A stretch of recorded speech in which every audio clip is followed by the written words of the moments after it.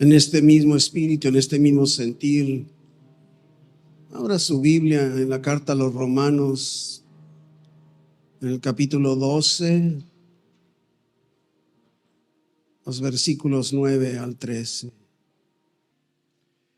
El amor sea sin fingimiento, aborreced lo malo, seguid lo bueno. Amaos los unos a los otros con amor fraternal. En cuanto a honra, prefiriéndoos los unos a los otros. En lo que requiere diligencia, no perezosos, fervientes en espíritu, sirviendo al Señor.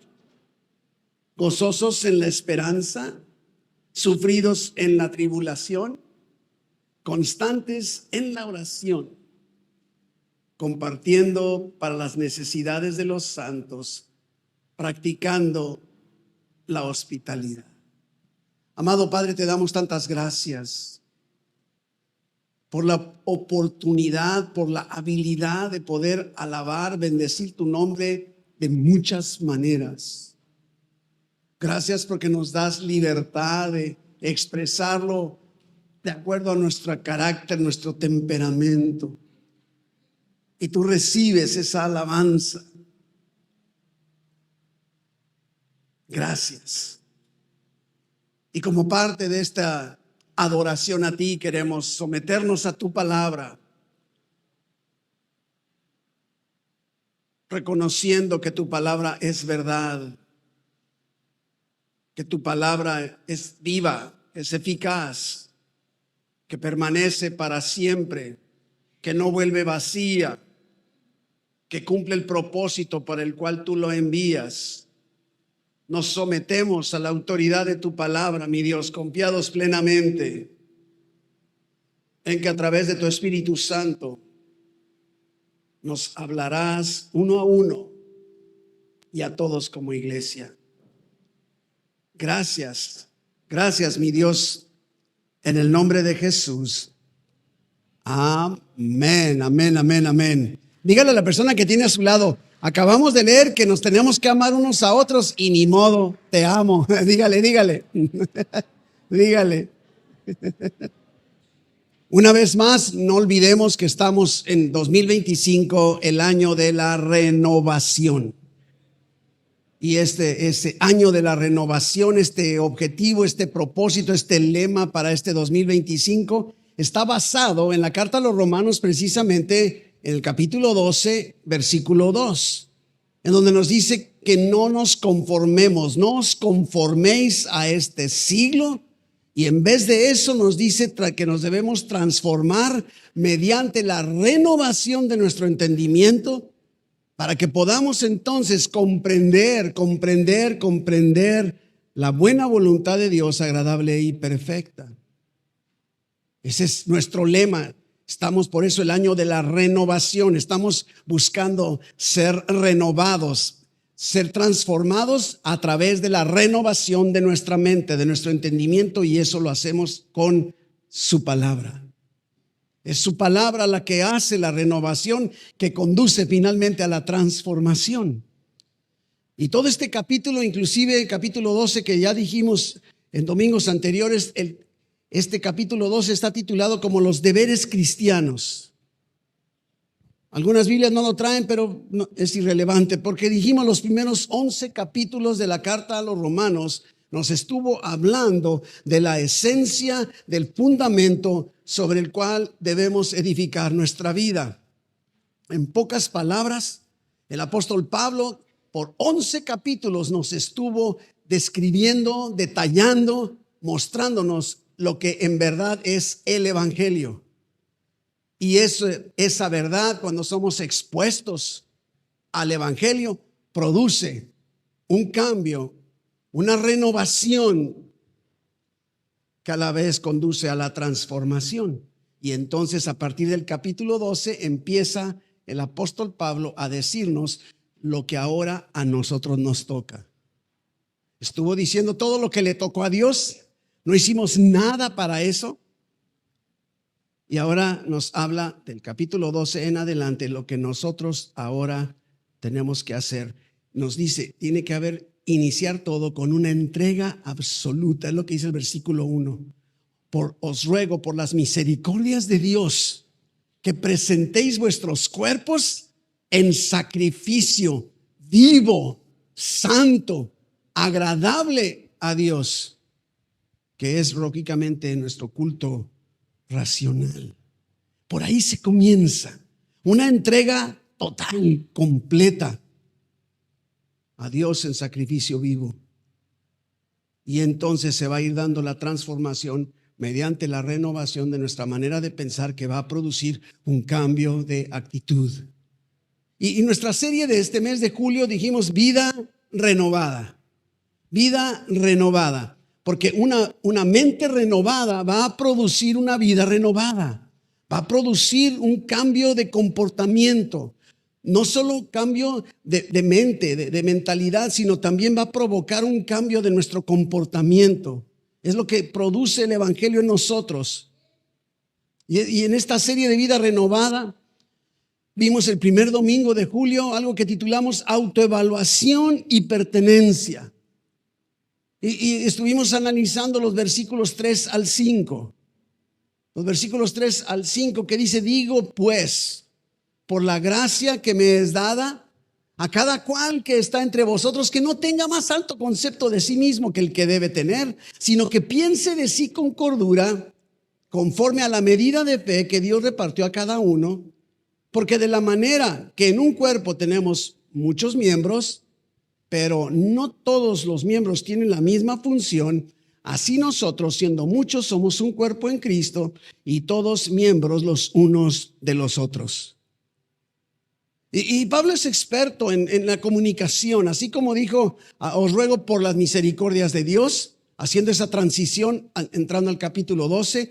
También después en este versículo 3, al decir digo pues, ya lo estudiamos, ¿verdad? El primer domingo, digo pues quiere decir que voy a seguir hablando de lo que les estuve hablando.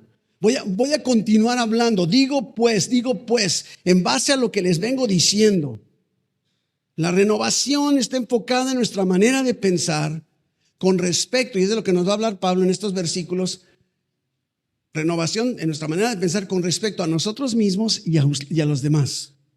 Necesitamos, el Evangelio debe producir ese concepto correcto de nosotros y de los demás.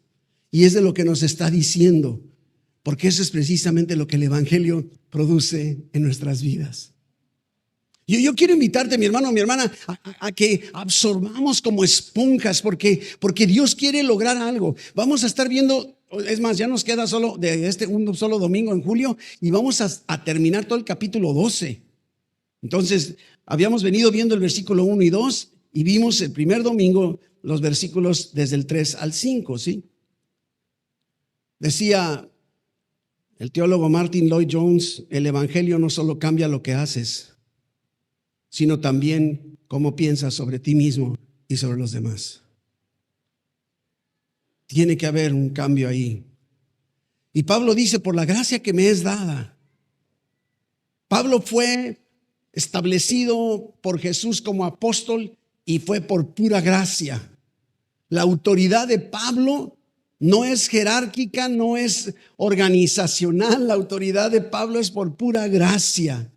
Por la gracia que me es dada, como si Pablo nos dijera, basado en el privilegio y la autoridad que Dios me ha dado, les quiero advertir a cada uno de ustedes lo siguiente.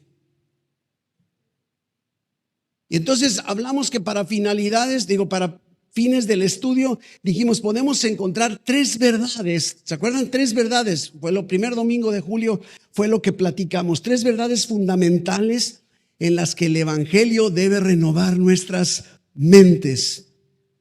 Y ese primer domingo vimos las primeras 2 verdades que se encuentran precisamente en los versículos del 3 al 5. Digo pues, por la gracia que me es dada, a cada cual, que sí que estamos hablando de todos, que está entre vosotros, que no tenga más alto concepto de sí que el que debe tener, sino que piense de sí con cordura, conforme a la medida de fe que Dios repartió a cada uno. Y dijimos la verdad número 1, el Evangelio de Jesucristo debe transformar nuestra manera de pensar con respecto a nosotros mismos. Con respecto a nosotros mismos. En pocas palabras, nadie se crea mejor de lo que realmente es. Que no pienses más de ti que lo que debes pensar. Creo que también podríamos decir, ni tampoco de menos, ¿verdad? Entonces necesitamos pensar correctamente. ¿Cómo nos ve Dios? ¿Cómo nos define Dios? Porque si no, no podremos interactuar correctamente. Todos tendemos una de dos extremos, o a creernos de más o a creernos de menos. Todos, así estamos, ¿verdad? Y debemos recordar continuamente lo que el Evangelio dice acerca de nosotros. Nos ubica. Para el que se siente de más, te dice, ¿sabes qué? Eres pecador. Mereces la muerte. Y si alguna capacidad tienes con la que puedas tú servir a los demás, es por pura gracia. Nada viene de ti. Y dijimos, no eres la última Coca-Cola en el desierto, ¿se acuerdan? A cada cual, se refiere a todos nosotros, no debemos pensar de más y no debemos pensar de menos. Así que esta verdad número uno el Evangelio debe transformar nuestra forma de pensar con respecto a nosotros mismos. Verdad número 2, y nos fuimos a los versículos 4 y 5. Domingo pasado. El domingo pasado nos metimos al 6, perdón. Entonces, porque de la manera que en un cuerpo tenemos muchos miembros, dice versículo 4, pero no todos los miembros tienen la misma función, así nosotros siendo muchos, somos un cuerpo en Cristo y todos miembros los unos de los otros. Todos miembros. Es que el Evangelio debe cambiar, transformar nuestra forma de pensar con respecto, lógicamente, a los demás, unos a otros. En la iglesia, cada uno de nosotros debe beneficiar a los demás, ¿se acuerdan? Y somos beneficiados unos a otros. Ese es el plan de Dios en su cuerpo. Entonces está hablando de esa verdad. Primera verdad, el Evangelio de Jesucristo debe transformar o transforma nuestra o mi manera de pensar con respecto a mí mismo, y el Evangelio de Jesucristo cambia mi forma de pensar con respecto a los demás. No solo yo me tengo que ver de más ni de menos, yo tampoco tengo por qué verte ni de más ni de menos. Este es lo que debe provocar.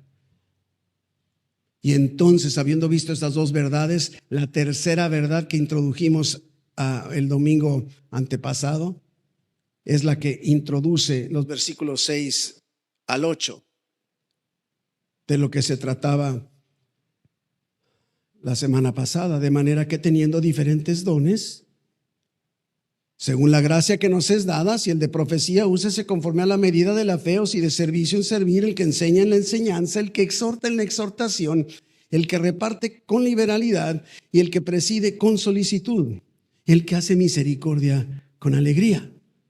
Así que vamos a la tercera verdad. El Evangelio de Jesucristo transforma nuestra forma de pensar con respecto al uso de nuestros dones. Transforma mi forma de verme a mí mismo, transforma mi manera de vernos unos a otros o a los demás, y transforma mi manera de pensar con respecto al uso de los dones que me han sido dados. Teniendo diferentes dones, dice. ¿Y qué hacemos con esos teniendo diferentes dones? Claro, dice según la gracia, dice úsese. No está diciendo si alguno de casualidad llegara a tener un don, úselo, teniendo. Lo hemos enseñado en escuela dominical, lo hemos enseñado desde el púlpito, en el momento en el que nacemos de nuevo, confesando a Jesucristo como nuestro Señor y Salvador, creyendo en nuestro corazón, recibimos la salvación, nos fue dado el Espíritu Santo y nos dio el Espíritu Santo al menos un don. Si tú has dado este paso de fe, naciste de nuevo, tú tienes dones espirituales que ha dado el Espíritu Santo como Él quiso. Nadie nos quedamos cortos. Los únicos que ahorita aquí en este momento en el santuario no tienen un don espiritual es aquellos que no han dado este paso para confesar a Jesús como su Salvador, como su Señor.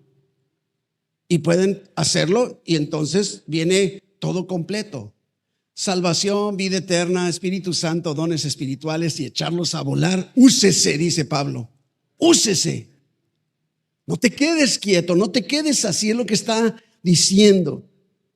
¿Te imaginas no sé, que de alguna manera, es más, yo preguntaba porque este tema lo expuse en el otro sitio que tenemos la semana pasada. Yo digo, ¿cuántos de ustedes tienen en casa un regalo que hayan recibido en Navidad y no lo han abierto? El que levante la mano lo mandamos a consejería. ¿Sí?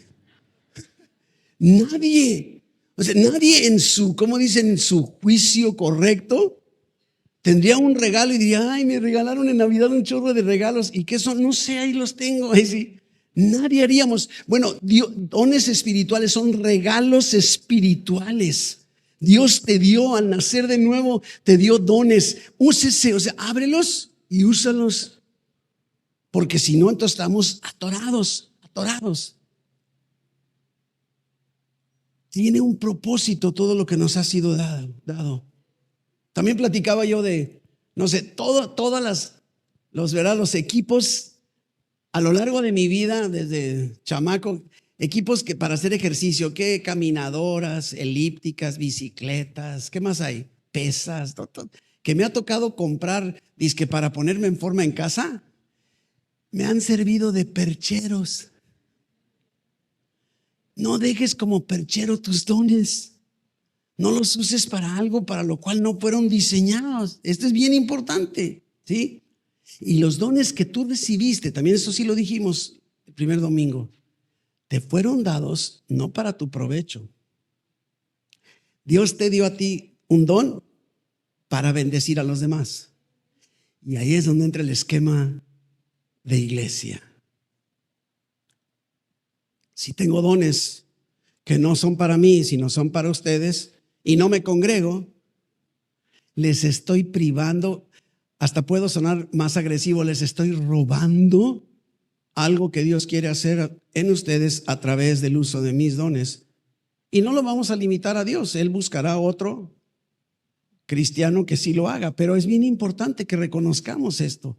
O también al revés, que a lo mejor tienes una necesidad de lo que sea, no me refiero a económica, no vienes a la iglesia y entonces no permites que otro cristiano use sus dones para bendecir tu vida.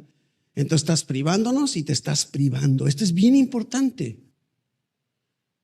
Bien importante que no perdamos de vista. Pero una vez establecido esto, Pablo solo va a mencionar en este pasaje, solo va a mencionar 7 dones. No son los únicos. Inclusive no existe una lista exhaustiva que digas, en la Biblia hay 23 dones espirituales. No podríamos decirlo con tal certeza. Hay como 7 pasajes bíblicos que describen los dones espirituales. Así es que a lo mejor tienes un don que no está en la lista aquí del día de hoy, porque de todas maneras son 7 y no son todos, no es exhaustivo. Y tampoco vamos a estudiar los dones en esta ocasión a profundidad porque no habría tiempo. Solo vamos a hacer ciertas aclaraciones. ¿Cuál es el primer don que menciona aquí Pablo? ¿Sí? En este versículo, con claridad, lo primero que está diciendo en el versículo 6 es si el de profecía úsese conforme a la medida de la fe. Ahora, una aclaración. El apóstol Pablo está hablando de un don de profecía. No está hablando de un profeta. Escúcheme bien, por favor, esto es esencial, es fundamento. Es el oficio o nombramiento de profeta no lo está mencionando. Está hablando de un don de profecía.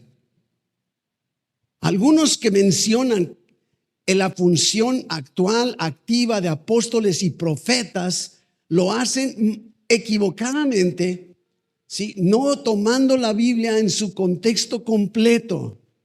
Utilizan argumentos en donde en Efesios 4:11 dice que apóstoles y profetas, y de ahí arrancan para afirmarlo. Pero tenemos que verlo a la luz de toda la palabra. En Efesios capítulo 2, versículo 20, miren lo que dice el mismo apóstol Pablo. Efesios 2:20 dice, edificados, lo que está sucediendo en la iglesia, sobre el fundamento de los apóstoles y profetas, siendo la principal piedra del ángulo Jesucristo mismo. Está hablando del cimiento de lo que está sucediendo en la iglesia y en nuestra vida individual debe estar o consiste ese cimiento en lo que los apóstoles y profetas enseñaron en su momento, tomando en consideración que en ese cimiento la piedra principal, la piedra angular del cimiento es Jesucristo. Ahora, cuando ponemos un cimiento, un fundamento, ¿cuántas veces lo ponemos? Donde tú vives, sea tuyo, sea rentado, sea propio, lo que sea, heredado, lo que sea, esa edificación tiene un cimiento, tiene fundamento. Y tú dijeras, ¿sabes qué? Voy a remodelar. No vas a meterte al cimiento, vas a modificar pisos, paredes, lo que sea, pero el fundamento se pone una sola vez. Y es lo que nos está diciendo Pablo.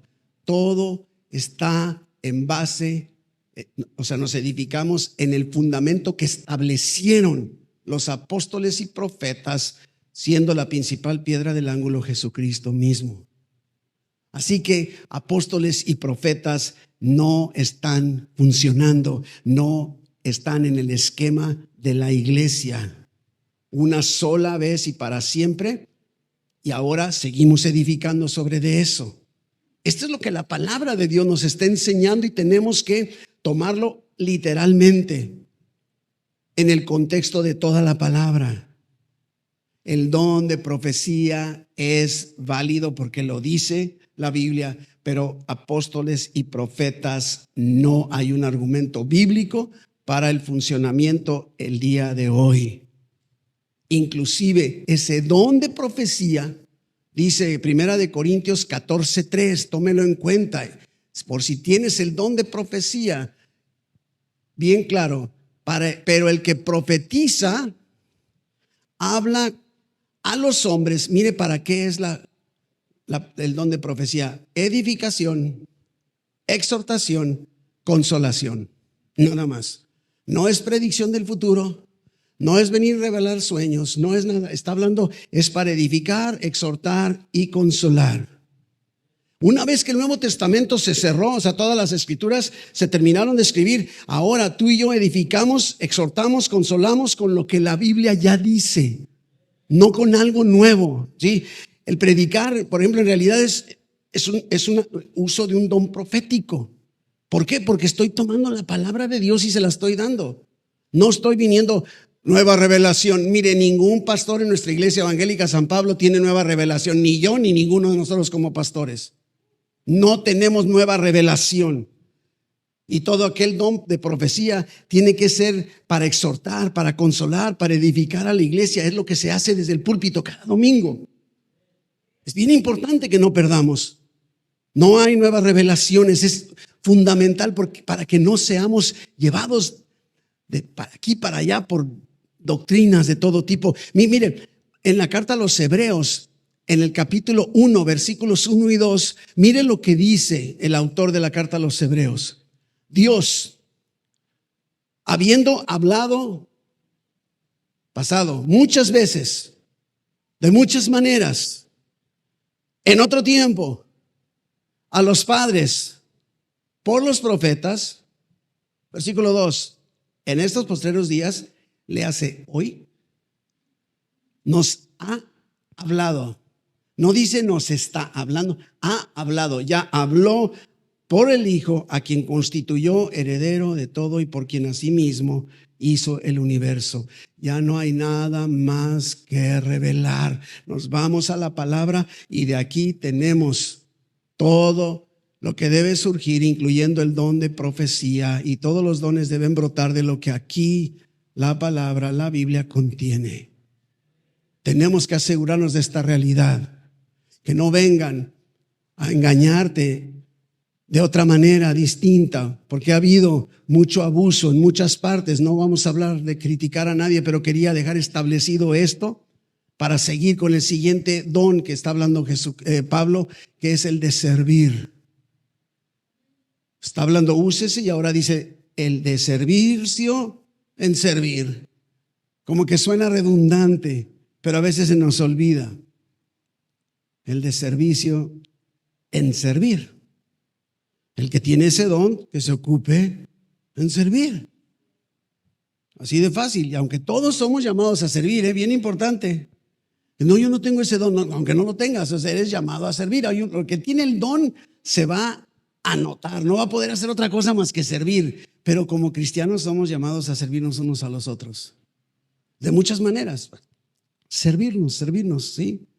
Tienes el don de servir, dice Pablo, úsalo para servir, no para llamar la atención, no para hacerte popular. Tienes ese don, úsalo. Siguiente don, el de la enseñanza. Podríamos decir, la enseñanza es la capacidad de transmitir a otros con precisión y con claridad la verdad de las Escrituras. La verdad de las Escrituras, de eso se trata. Es que el que tiene el don de la enseñanza va a buscar maneras de enseñar, no solo desde el púlpito. Va a estar buscando formas en todo momento. Y luego dice, luego el de exhortar, ¿sí? Y me llama mucho la atención, me encanta esta palabra exhortar, porque normalmente ¿qué pensamos? Déjame exhortarte, ¿sí? Una palabra de exhortación. Mire, la palabra exhortar viene de una palabra griego, parakaleo. De ahí viene paracletos, que se refiere al Espíritu Santo. Ahora, parakaleo, ¿sí? Es alguien, ¿sí?, llamado a caminar a tu lado, ofreciendo, no sé, consejo, aliento, dirección. Lo que está diciendo, ¿no? Colocarse al lado de una persona que está en problemas, de una persona que está en necesidad, para animar, para consolar, para aconsejar.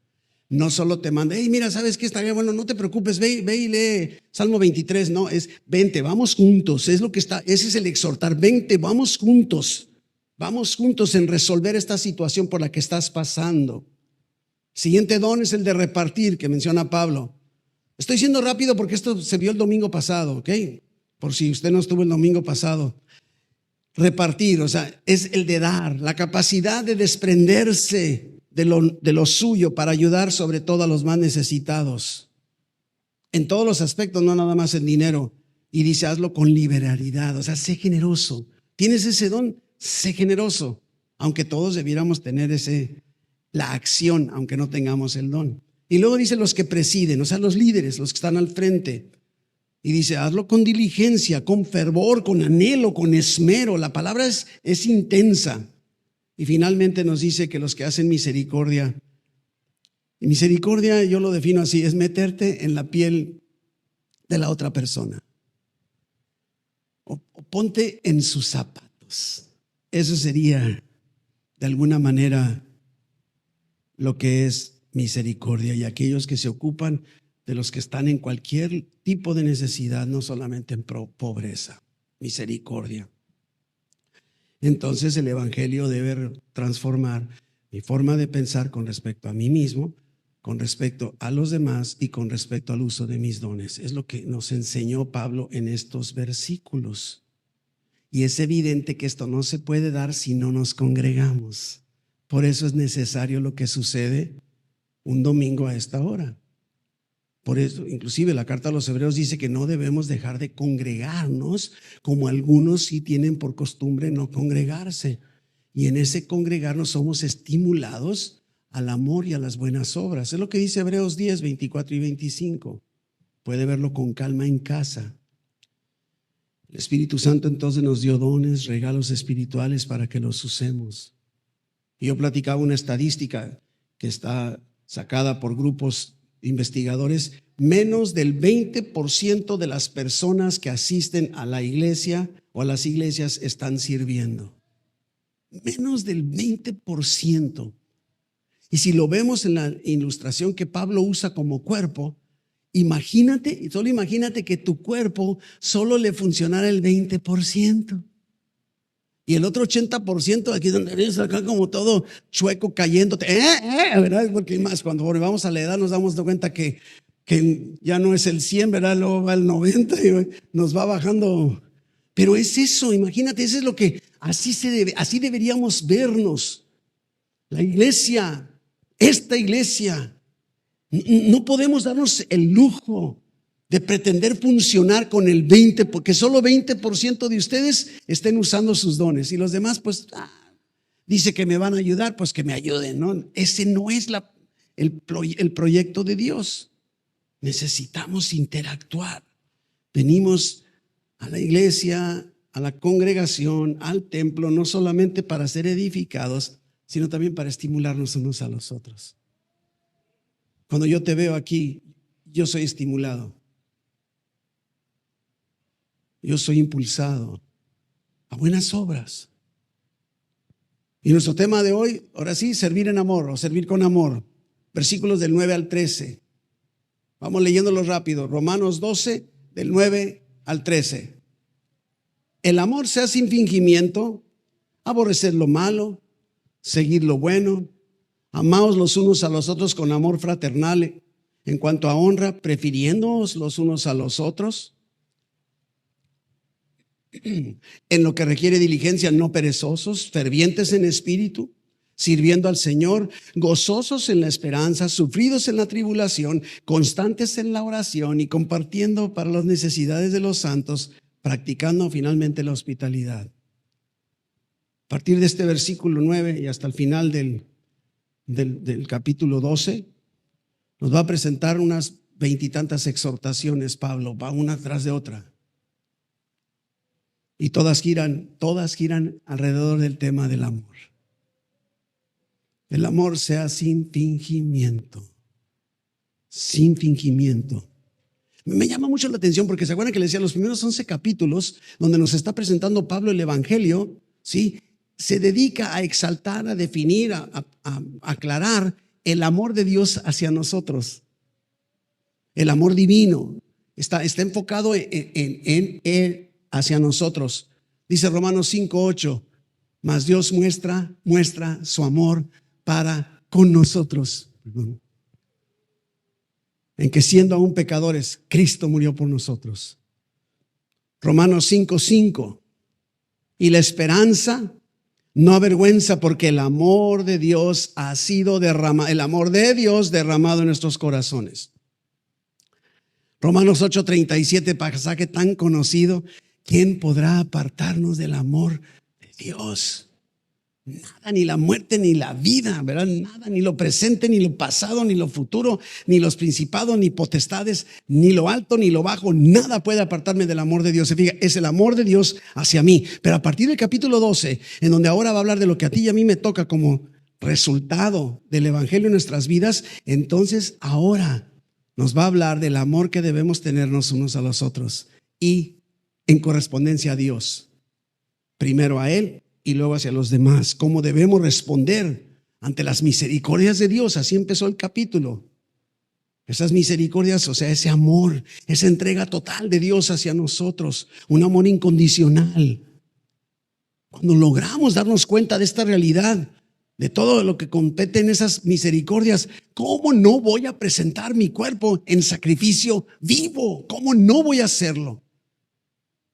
Por eso es importante que logremos comprender.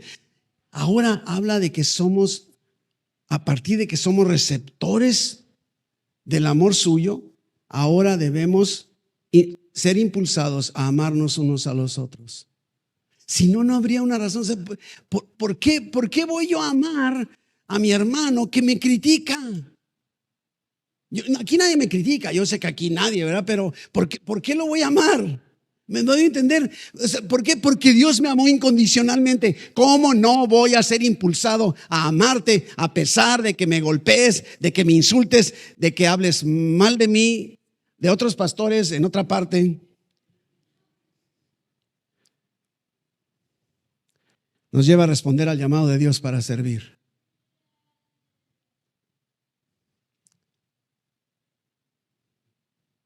El amor sea sin fingimiento, dice versículo 9. Aborrecer lo malo, seguir lo bueno. ¿Se fija todas las exhortaciones? Amaos los unos a los otros con amor fraternal. En cuanto a honra, prefiriendo los unos a los otros. No podemos desconectar nuestro amor y devoción a Dios de nuestro amor y dedicación entre nosotros. No se puede. No se puede y nos lo enseña la Biblia. Dice primera de Juan 4:7. El apóstol del amor.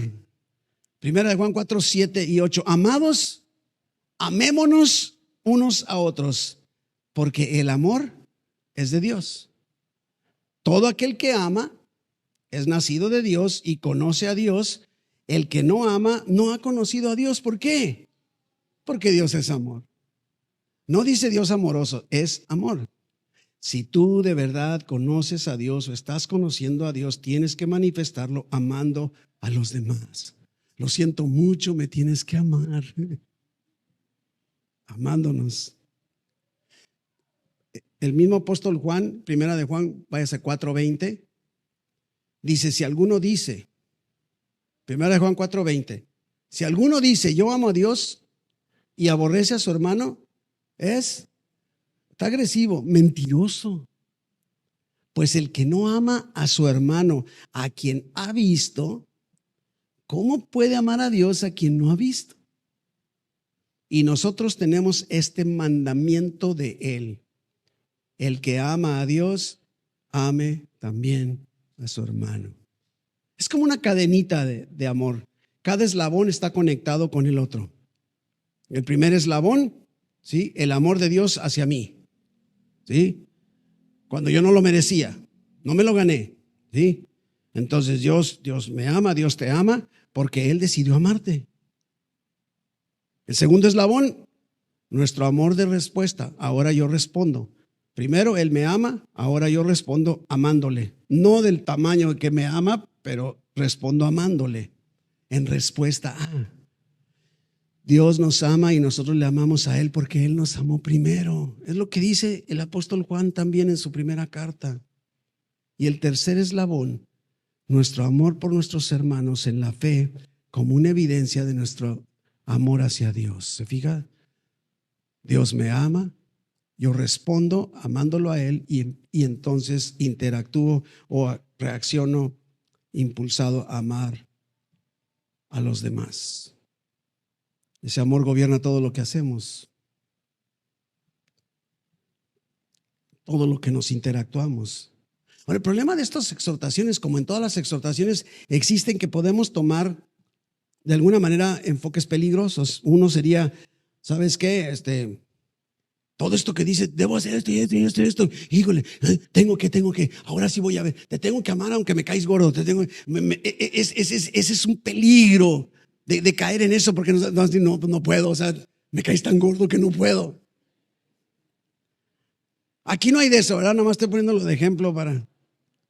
Y entonces por eso andamos frustrados, deprimidos, porque sabemos que debemos amar y nos está costando trabajo. Es que por más que quiero, de eso no se trata. Nadie puede amar así en sus propias fuerzas. Tiene que ser sobrenatural. Tiene que venir de un Dios sobrenatural. Y por eso es que Cristo nos dice en Juan 15 que debemos permanecer en Él. Y entonces podremos reaccionar. Pero el segundo peligro, ¿sí?, es tomar este pasaje para evaluar el amor de los otros hacia nosotros. Es que sabes que la Biblia dice que me debes amar. ¿Y por qué no me amas? O sea, ¿por qué te caigo gordo? Y entonces estás enfocado en lo que no. Concéntrate en lo que tú tienes que hacer, lo que yo tengo que hacer y no evalúes, ¿verdad? No le diga, hey, ¿ya viste lo que te está diciendo el pastor? Debes amarme. Sí. No, cuidado, ¿verdad? No es evaluar a los demás. Sin la gracia y el poder del Espíritu Santo es imposible. Y en algunos esto es más difícil, ¿verdad que sí? Y se ríe porque sabe que tengo razón. Bueno, yo estoy hablando de mí, yo no sé usted. Romanos 12:9, el amor sea sin fingimiento, aborreced lo malo, seguid lo bueno. O sea, sincero, sin fingimiento, sincero, sin hipocresía. Un hipócrita es aquel como, era un actor. ¿Te has fijado lo que es una? Yo a veces le bromeo a mi esposa, estamos viendo alguna película, algo, y le digo, ¿te has puesto a pensar? O sea, esa persona lo que está diciendo no lo siente, no lo piensa. Tiene que decirlo porque es el guión. En realidad está haciendo, por eso de ahí surge la palabra hipócrita. Eran los actores de antes. Podrías decir, todos los actores de hoy son unos hipócritas. Porque de ahí viene, no crea que lo estoy insultando a nadie, no, es eso, ¿no? Entonces es una exhortación a amar a los demás con un amor sin fingimiento, sin hipocresía, ¿sí? No pretendas ser lo que no eres. Es que aquí dice el guión que tengo que amarte. Te amo. ¿Se fija? Eso sería hipocresía, ¿sí? No pretendas sentir lo que no sientes y tener una motivación que no tienes. Necesitas agarrarte del amor de Dios para poderlo impartir. Esta iglesia no es un escenario de teatro para que estemos actuando. Esta es la plataforma para que seamos cristianos, hijos de Dios, siendo guiados, impulsados y movidos por el Espíritu Santo en nuestras vidas. Para amar sin fingimiento, sin hipocresía, es hacer lo que sabemos que debemos hacer a favor de los demás, con el enfoque en el amor de Dios hacia nosotros. Y podremos entonces pensar en el bienestar de ellos. De eso se trata. No estés buscando la aprobación de los demás, porque tú estarás esclavizado a esto. No necesitas buscar la aprobación. Cristo ya te aprobó. Dice, somos aceptos en el amado. Aceptó a Jesús en lugar tuyo. Y por eso es que podemos saber que somos aceptos, no tenemos que fingir. Pero no solo sin fingimiento. Fíjese que es una palabra bien agresiva, aborrecer. Aborrecer lo malo. Y la palabra significa lo que sabemos, detestar, mira el diccionario, detestar, horrorizarse de todo aquello que se nos presenta. Es que podríamos decir, es horrorizarse de todo aquello que Dios señala como malo. Pero no de criticones, ¿verdad? Y luego me llama mucho la atención porque es aborrecer y dice, y seguir. ¿Sabes? Me llama mucho la atención porque, ¿sabes cuál es la palabra griega que se utiliza aquí para seguir? Es colao o colao. ¿Y sabe qué? Cola loca. Porque es que eso significa, nosotros leemos seguir, pero la palabra significa arrimar, juntar, pegar, seguir, unir. ¡Wow! No nada más es síguelo, no, abrázala, pégatela. No vivas sin esto que te estoy diciendo, ¿sí? De alguna manera sigue lo bueno. Aférrate, apégate fuertemente. La única forma en que nosotros podemos, lógicamente, amar bíblicamente, aborreciendo lo malo, apegarnos a lo bueno. Nosotros, no estoy investigando si tú andas en eso. Yo tengo que, ¿sí? Aborrecer, hacer a un lado lo malo y pegarme a lo bueno. Es lo que nos está diciendo. ¿Y cómo se ve ese amor? ¿Cómo luce ese amor cuando en la iglesia nos amamos así? Versículo 10. Versículo 10.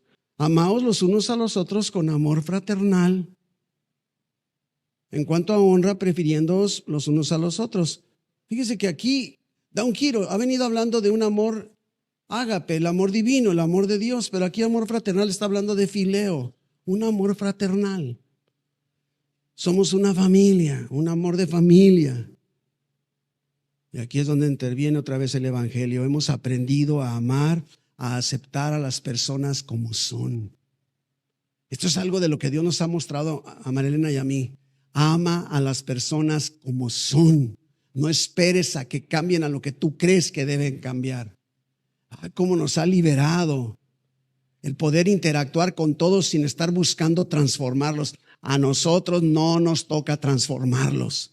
Esa es obra del Espíritu Santo. Lo que nosotros hacemos como lema de nuestra Iglesia Evangélica San Pablo es comunidad y transformación.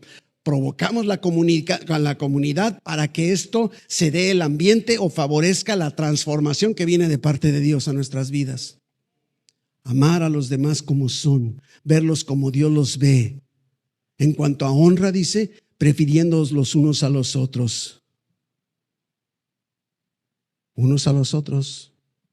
Primero. Versículo 11, en lo que requiere diligencia, no perezosos, fervientes en espíritu, sirviendo al Señor. Sirviendo al Señor. En realidad, mi compromiso no es con la gente. ¿Te das cuenta cómo está hablando aquí sirviendo a quién? Cuando yo te amo a ti, no te estoy sirviendo a ti, en realidad estoy haciéndolo porque estoy sirviendo a Dios, aunque acabas tú siendo servido. Pero es bien importante, ese es nuestro enfoque, nuestro compromiso no es con la gente, es con Dios, que va a producir que nos amemos unos a otros. Por eso dice Colosenses que todo lo que hagamos, sea de palabra o sea de hecho, que lo debemos hacer todo en el nombre de nuestro Señor Jesucristo. Todo. Fervientes, dice, fervientes. Es de lo que nos está definiendo. Versículo 12. Gozaos en la esperanza, sufridos en la tribulación, constantes en la oración. La esperanza siempre en la Biblia va ligada al amor. Pensamos que si no cuidamos de nosotros mismos, nadie va a cuidar. No, eso no es. No quitemos los ojos de la gloria, de la esperanza, de la recompensa que vamos a tener en los cielos. De eso se trata, no es aquí. Estamos de pasada. Sufridos en la oración. Dios está haciendo un llamado intenso a nuestra iglesia evangélica San Pablo a hacer más de oración. Yo sé que todos ustedes oran en casa, pero Dios está haciéndonos un llamado con insistencia a empezar a buscar maneras de poder orar fervientemente, sufridos en la oración. Cuesta trabajo. Las mujeres vienen todos los martes aquí a las 9 de la mañana, les cuesta trabajo. Me consta, yo veo a mi esposa batallar y les cuesta trabajo. Están sufridas en la oración.